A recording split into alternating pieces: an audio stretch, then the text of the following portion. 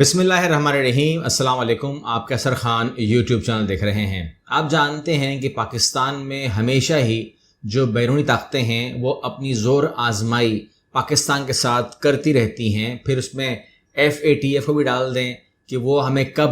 اس grey list سے نکالتی ہے، کیونکہ اب جو صورتحال ہے پاکستان کی وہ اس قابل ہے کہ نکال دینا چاہیے اور نکال دینا چاہیے تھا بہت پہلے، لیکن ایسا نہ ہو سکا۔ ابھی بھی ہم پر امید ہے کہ یہ کام ہو جائے گا۔ اس کی کچھ آسانیاں ہوتی ہیں جس کا فائدہ ہے، ادروائز مجھے پرسنلی کوئی گرے لسٹ یا اس کی بلیک لسٹ یا اس کی کوئی لسٹ سے کوئی یقین نہیں ہے کہ یہ کیا کام کرتی ہے۔ میرا خیال یہی ہے کہ یہ سیاسی فیصلے ہیں جو یہ کنٹری سے مل کے فیصلے ہوتے ہیں کہ کس کو کہاں رکھنا ہے۔ اب یہاں پر معاملہ یہ ہے کہ دنیا جو ہے وہ انٹرنیشنلی جو اب آواز آ رہی ہے، اس میں جو ملک امریکہ کو جانتے ہیں یا ویسٹ کو جانتے ہیں یا ان طاقتوں کے جو معاملات ہوتے ہیں ان کو جانتے ہیں، وہ کہہ رہے ہیں کہ جو آپ لوگوں کو یعنی کہ پاکستانی کو پہلے بتایا گیا وہ اب ان کے سامنے آ رہا ہے، اور جو پہلے تھا وہ یعنی کہ ریورس معاملہ ہے۔ یعنی کہ یہ کہہ سکتے ہیں کہ میڈیا مینجمنٹ کی بات ہو رہی ہے یا میڈیا کنٹرول کی بات ہو رہی ہے، یہ اس قسم کی بات ہے۔ اب اس میں جو خبریں ہمارے سامنے آئی ہیں 2-3 وہ میں آپ کے سامنے رکھ دیتا ہوں تاکہ ان باتوں کو ہم مانیں یا نہ مانیں، کیونکہ جب کوئی خبر آپ کے سامنے آتی ہے تو اس کو کراس چیک کرنے کے لیے بھی خبر کا سہارا ہی لینا پڑتا ہے، کہ اگر وہ خبر اس بات کو فیور کر جائے جو ہم سن رہے ہیں تو پھر وہ خبر سچی ہے، اور اگر وہ بات فیور نہ کرے تو پھر وہ خبر سچی نہیں ہے۔ سب سے پہلے میں آپ کے سامنے پہلی خبر رکھتا ہوں اور وہ گارڈین سے لے رہا ہوں۔ یہاں پہ کہتے ہیں فیئر فار ڈیموکریسی، جمہوریت کو خطرہ ہے ان پاکستان میں as ISI get power over civil service. یہاں پر وہ کہتے ہیں کہ جمہوریت کو خطرہ ہو گیا۔ کیوں خطرہ ہو گیا؟ یہ تو پہلے ہوتا تھا نا، یعنی کہ عمران خان کے دور میں ہمیں بتایا گیا کہ وہ سلیکٹ ہو کے آیا ہے اور وہ جمہوری اس میں کوئی معاملہ ہے ہی نہیں، اور وہ مطلب جو بھی ہمیں بتایا گیا وہ اس میں بتایا گیا تھا، تو وہاں پر یہ کمنٹ آنی چاہیے تھا فیئر فار ڈیموکریسی، مگر وہ اس ٹائم یہ جملہ نہیں آیا۔ آج گارڈین کہہ رہا ہے فیئر فار ڈیموکریسی۔ کیوں؟ ہم نے سوال کیا کیوں ایسا کہہ رہے ہیں آپ، تو جواب ملا new PM Mount attack on constitution by putting spy agency. اندازہ لگائیے، یہاں پر وہ کہہ رہے ہیں کہ آپ کے جو نئے وزیر اعظم ہیں، عمران خان سے بات نہیں ہو رہی ہے، آپ کے جو نئے وزیر اعظم ہیں انہوں نے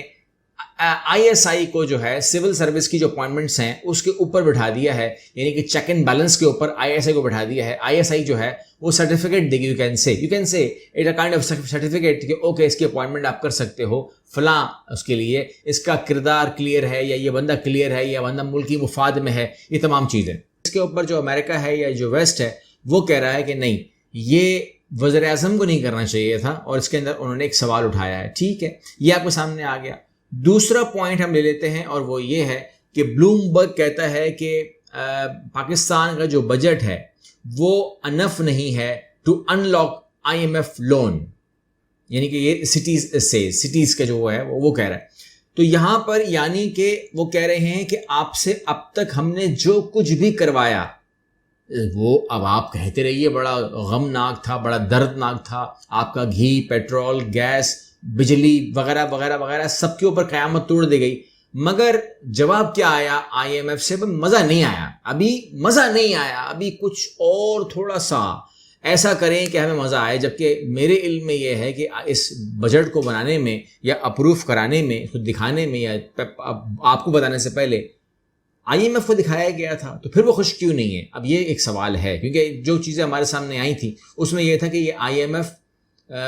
والا بجٹ ہے یا IMF کچھ بھی آپ نام لے لیجیے، تو پھر وہ خوش کیوں نہیں ہے اور کیا کرنا چاہ رہا ہے؟ اگین مزید مشکل فیصلے پتہ نہیں ہے، لیکن اللہ خیر کرے عوام کے اوپر، آپ کے اوپر، میرے اوپر۔ اب ہم آتے ہیں آخری خبر کے اوپر، جہاں پر بات ہو رہی ہے روسی سفیر جو مسلسل باتیں اور راز کھولے جا رہے ہیں، انہوں نے عمران خان حکومت کے حوالے سے ایک بار پھر بڑا انکشاف کر دیا ہے۔ وہ کہتے ہیں کہ پاکستان میں موجود روس سفیر نے کہا کہ عمران خان کی حکومت گرنے سے متعلق بڑا انکشاف کرتے ہیں۔ وہ کہتے ہیں کہ جی ان کی حکومت گری ہی جو رشین جو ان کا دورہ تھا اسی بیس کے اوپر یہ حکومت گرائی گئی، اور عمران خان بنیادی طور پر ایک ایماندار آدمی ہے، رشین سفیر کہہ رہے ہیں، اور وہ اپنے لوگوں کی بہتری چاہتے ہیں۔ انہوں نے پھر بتایا کہ کیوں، انہوں نے کہا کہ اگر عمران خان کو پتا ہوتا کہ آج کا دن جو ہے ہمارا پلانڈ ہے ٹو اٹیک آن یوکرین، تو کہتے ہیں کہ عمران خان اس دن نہیں آتے، وہ کر دیتے۔ اور اگر آپ دیکھیں اس دورے کے حوالے سے عمران خان بھی یہی بات کر رہے تھے کہ مجھے تو آپ ہی لوگوں نے کہا تھا کہ جائیں ہمیں اسلحہ چاہیے، جائیں ہمیں یہ کام ہے، جائیں ہمیں وہ کام ہے، جب میں چلا گیا تو سارے پیچھے سے ہٹ گئے، کوئی میرے ساتھ کھڑا نہیں ہوا۔ اور جو باقی جو معاملات ہیں اس میں یہ کہتے ہیں کہ یوکرین کے اوپر اٹیک کرنے کا ہمارا جو معاملہ تھا وہ یہ تھا کہ یوکرین نے نیٹو سے ہاتھ ملا لیا تھا، اور نیٹو جو ہے وہاں پر اس کی آمد ہو گئی تھی، وہاں پر وہ آ گیا تھا، تو ہمارے پاس جو ہمارے اپنی سہولت، یعنی کہ جو ہم نے اپنا ڈیفنس کرنا ہے، ہم اپنے ڈیفنس میں کسی بھی حد تک جا سکتے ہیں، اور اس ڈیفنس کا تقاضا تھا کہ یوکرین کے اوپر حملہ کیا جائے اور اس راستے کو وہاں سے بند کیا جائے۔ تو ہمیں معلوم تھا کہ اس کے آفٹر افیکٹس آئیں گے اور مشکلات آئیں گی، لیکن وہ کہتے ہیں کہ دنیا جو ہے پھر وہ ہمارے ساتھ دوبارہ سے کھڑی بھی ہو جائے گی۔ اور اس کی ایک مثال جو وہ کہہ رہے تھے، تو میں آپ کو ایک مثال دے دیتا ہوں کہ آپ جانتے ہیں کہ اس کی مثال یہ ہے کہ دنیا واپسی سے کھڑی ہوگی یا نام بدل کے کھڑی ہوگی یا کچھ بھی آپ نام لے لیجئے، تو اس میں ایک میک ڈونلڈ بھی ہے۔ میک ڈونلڈ کے جب یہ جنگ شروع نہیں ہوئی تھی تو وہاں پر 850